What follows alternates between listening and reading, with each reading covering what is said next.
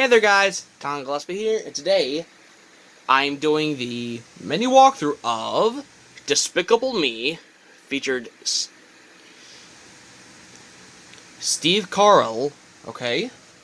Someone requested me to do the opening / mini walkthrough of A Very New Year Christmas, so I'm gonna do this on Sunday. And tomorrow is the bonus disc menu walkthrough of Despicable Me. Alright, let me turn her up real quick. And it's... okay, there we go.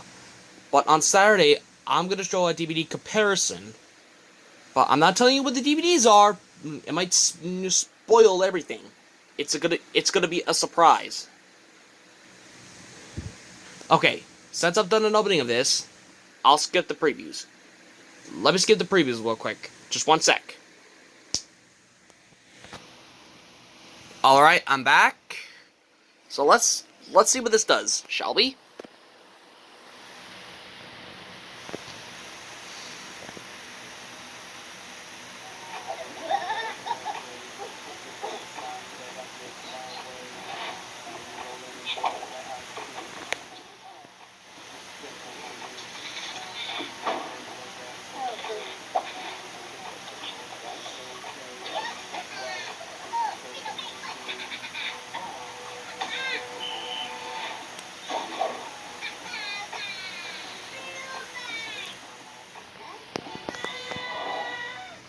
Whoa. That was awesome. Okay, we got play, scenes. Alright, first up we have Global Panic, Meet Gru. You know, his voice is by Steve Carell. Okay, we got Crime of Century, Home for Girls. Okay, got 5 to 8. Oh, Bank of Evil, Shrink Ray Thief, Victor's Fortress,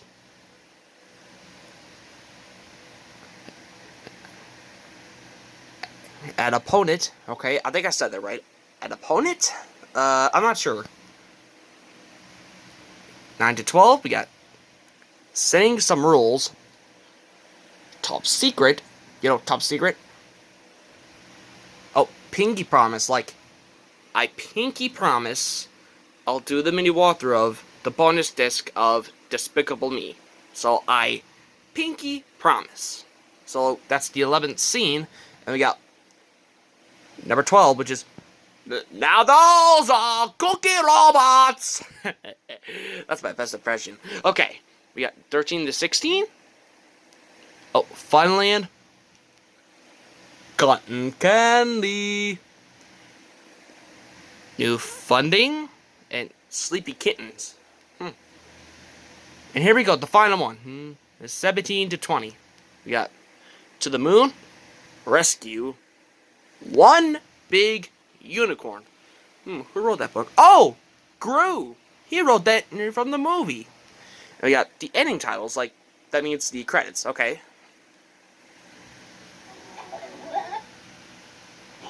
We also have the bonus features, which is the world of Despicable Me. I think this is a role I was born to play. Someone who is despicable and evil. One of my favorite parts of this idea, from the very moment that we started to work on it, was making a movie about a guy who liked to do bad things. I think in almost every movie you see, the most interesting character is the villain. I love that he's the villain, and the villain's the lead for once. Like anybody who takes pride in their work and wants to be the best at being bad. I will be the greatest villain of all time! Being bad is very bad. Gru is a guy who loves to be bad. And I think that was a great way to create a villain that has appeal for an audience. What is the reality of life for a villain? You know, where does he get his money? Well, just like you and me, he has to go to a bank and get a loan. And where does he live? Well, he'll live in a neighborhood, but his house may not be exactly like all the other houses. And what's his relationship with his parents? Good luck with that. You take a villain, but then explore what the realities of his life would be. Some fella just stole a pyramid. They're saying he makes all other villains look. But I think all of us, whether we're 6 or 66, have a mischievous side. We love the idea of just really embracing the dark side a little bit. We all want to be bad. We all wish we could, not wait in line for coffee, and so you wish you had a freeze ray where you could just freeze everybody and cut in the front of the line. It takes place on a world where there are villains, super villains as a matter of fact. Which of the world's villains is responsible for this heinous crime? And where will he strike next? Gru is someone who has devoted his life to being evil, to being a mastermind, to being a despicable human being. And there's someone out there upstaging him. He doesn't like it a bit. Vector! That's me, because I'm committing crimes with both direction and magnitude. Oh yeah! That becomes a bit of a feud between the two of us as to who will be the winning supervillain. It's the old school villain versus new school villain. Oh, I hate that guy. He does not consider Vector a worthy opponent. Gru had his day, but it's time for Vector to step up. Frankly, I don't like your attitude. Okay, here we are. Home sweet home. Gru lives in a black house in this picture-perfect suburban neighborhood with the only light on the neighborhood being his house. He's not a cookie-cutter kind of guy. He doesn't have the fresh, trimmed grass in the front yard. He doesn't want to paint his house in bright and cheery colors that all of his neighbors do. You know, dogs, they go wherever they want to go. Unless they're dead. I'm joking. Oh, no, it is good. He takes joy in his badness, and I think it's reflected in his house, in his underground lab, in the people that he's just working for him, and kind of in how he relates to the outside world. They walked into the house and I was completely in shock by where it looks. Basically, it's just like this dungeon type, really drab, with dark colors. And he has this crazy dog that runs over to them. They're even sure if it is a dog. It's like some insane animal. Gru's house is a super villain version of a normal house. When you go inside, what really sets the style is his vast collection of artifacts from his trade. So whether it's old spears or torpedo heads or an antique Iron Maiden, it is probably the least kid-friendly environment that you could imagine. Are these fancy and bombs? Yes, but they are very old and I feel like Gru to blow up. When you're single and you have sort of your single house, there tends to be a lot of edges and angles to the house. Go away, I'm not home.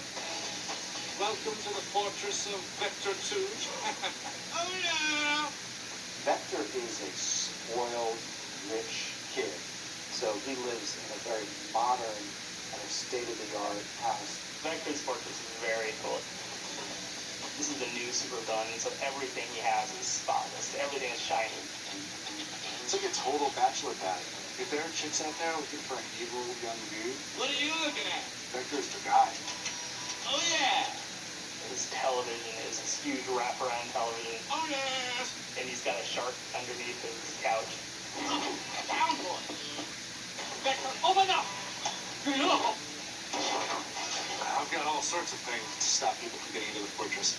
I've got boxing gloves, No! buzzsaw. Don't you move! I've got guns of all different shapes and sizes. It's a pretty impenetrable fortress. Pretty impressive.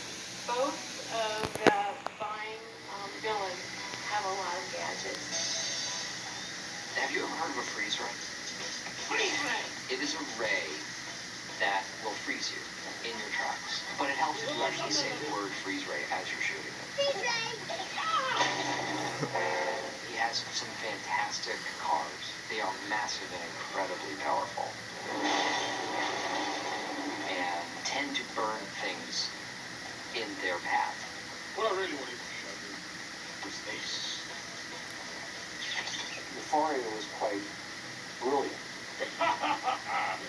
He has equipped Gru with an array of weaponry. There are wonderful contraptions, some of which were needlessly manufactured on account of it mishearing information. Oh. No, I said dart gun, not arrow. You just never know what's going to come in handy. Check out my new weapon. Vector also loves to invent his own weapon. Oh yes! I've invented a piranha gun, which shoots live piranhas. Oh, ouch! And it's very difficult to load, because fish are slippery, and piranha have teeth. Yeah, I think that was Chris Renault's idea, was the piranha gun. And then we just kind of went from there. Squid launcher! Oh yeah! I launch a lot of aquatic animals. That seems to be my forte.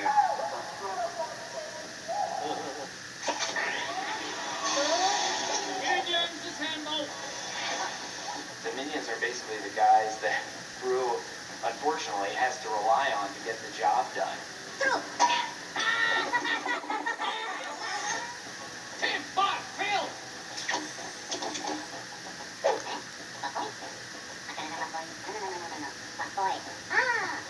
We sort of started with that concept of little guys.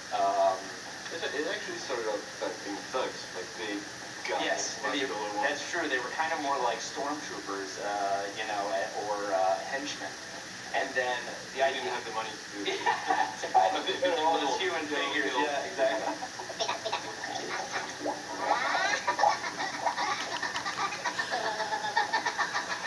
They're sort of the subterranean, genetically engineered creatures. But then again, he knows everyone by name. Yes, exactly. But they're good friends. Yeah. You looking good, Kevin? How's the family? Good?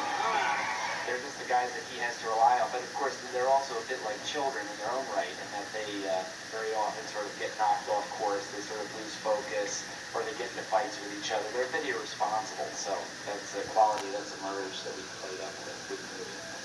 These characters are irresistible in their combination of innocence and naughtiness.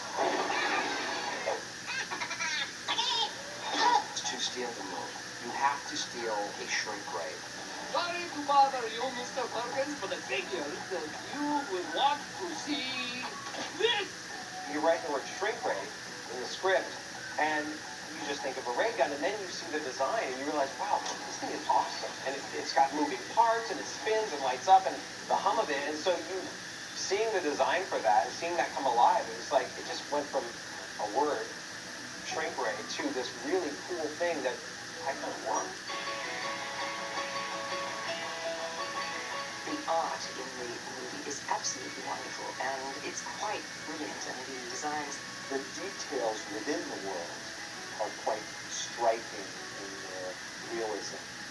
On a film like this, you have people who have to design everything. These guys have to design the grass, and the sidewalks, and the streets, and the parking meters. And so it's really amazing when you look at the detail and the little things in the background and realize, wow, somebody designed that doorknob. You're funny. Girl, I want you to meet Mr. Gru. He's going to adopt you. And he's a dentist. We wanted to just explore all the different facets of character. So, how did you say? You turned out to be a great talent. Just like On a lot of levels, we all kind of feel like nothing I do is good enough for Mom. Nothing I do. Dad's always a little disappointed in me.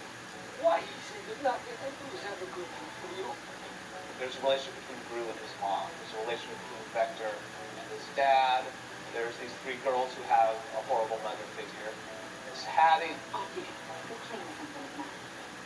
We always felt like if you could see Gru as a child, as this little boy who just wants to go to the moon and have that dream crushed, by his mom every single time, then you sort of start to get where he was coming from and would help you root for him. Look, Mom, I drew a picture of me landing on the moon. She's awful. Nothing her son can do is right for her, and he tries so hard to please her, and she's just not having it. He looks like a girl. Yes, he does. An ugly girl. I feel like the dark side of Julie Andrews has been peeking through for a long time. I mean, ever since Sound of Music, I thought there's something not quite right about this lady. She is a terrible lady. I think Gru has no frame of reference for being between children because he has this terrible mom.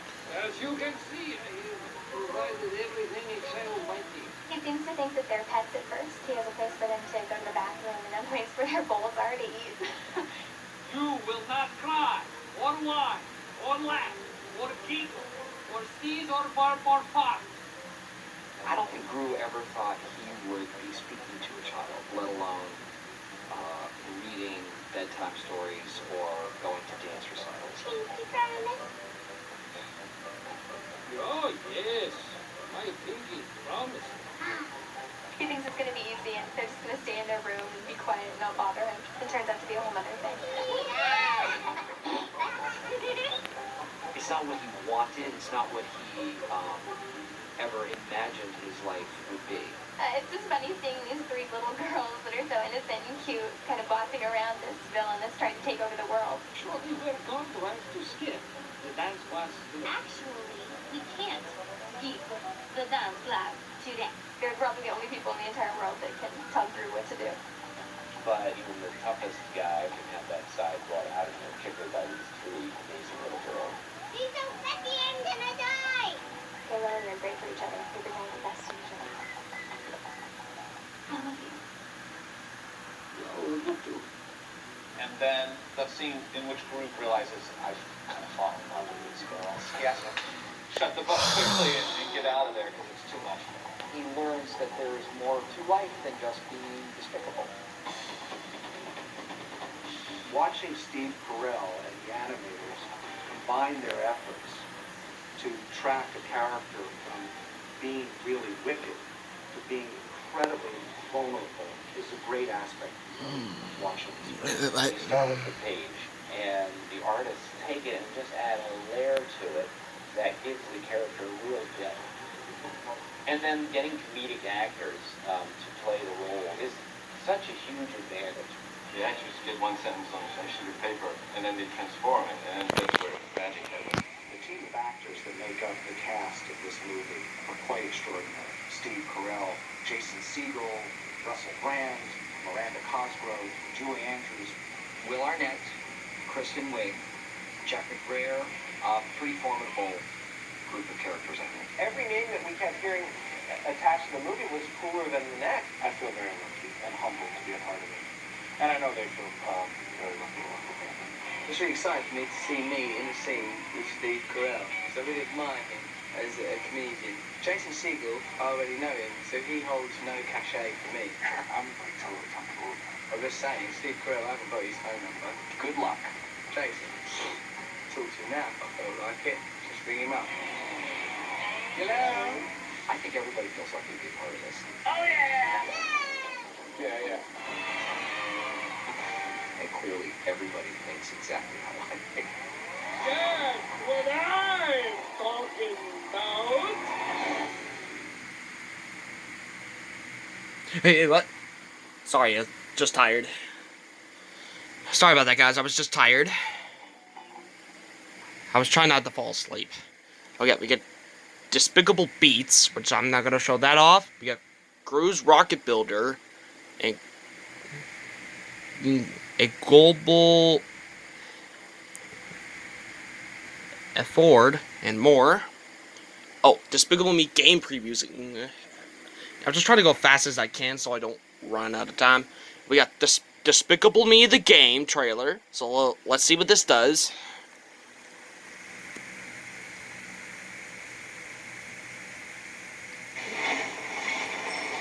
So sometimes being the world's greatest supervillain isn't all it's cracked up to be.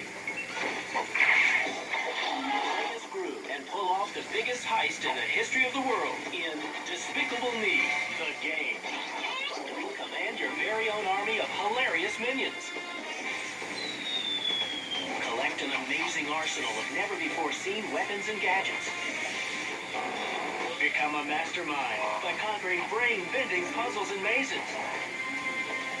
And combat Vector, Groot's arch-nemesis, in daring aerial missions. Zap, freeze, and soar your way to victory. And for more Despicable fun on the go, check out Minion Mayhem, exclusively to the Nintendo DS. Despicable Me, the game.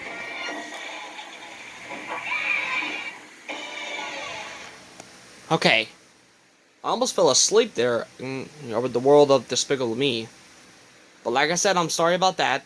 Oh. We also have the Despicable Me Minion Mania game app trailer. It's from Namco, Universal Studios.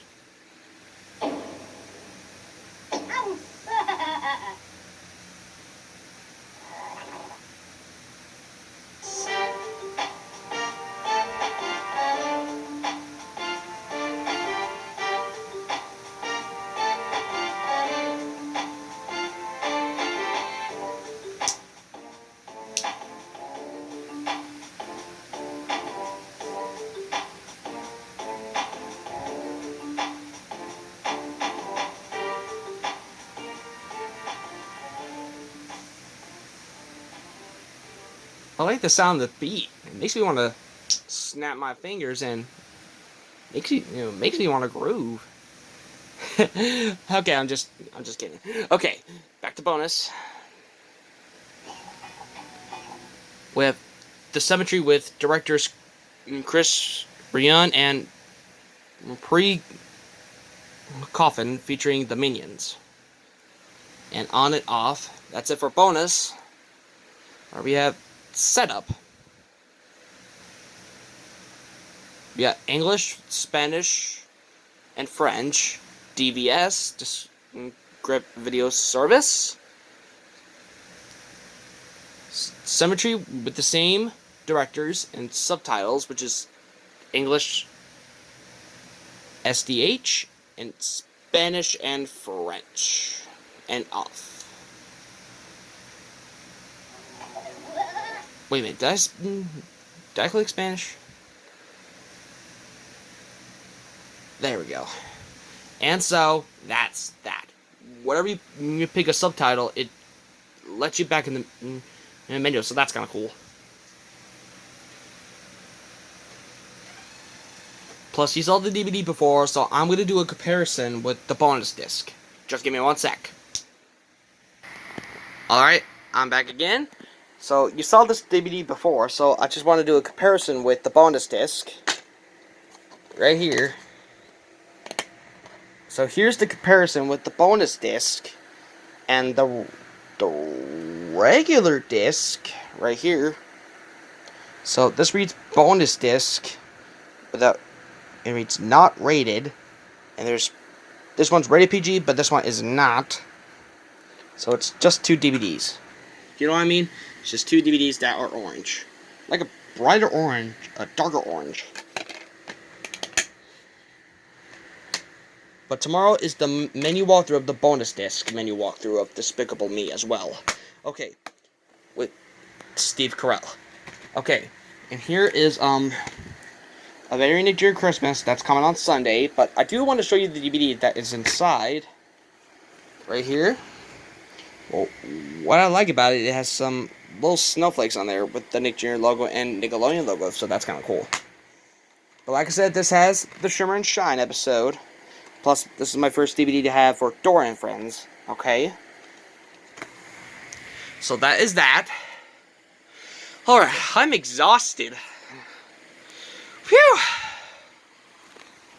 And plus, I hope you love the menu walkthrough of Despicable Me from 2010.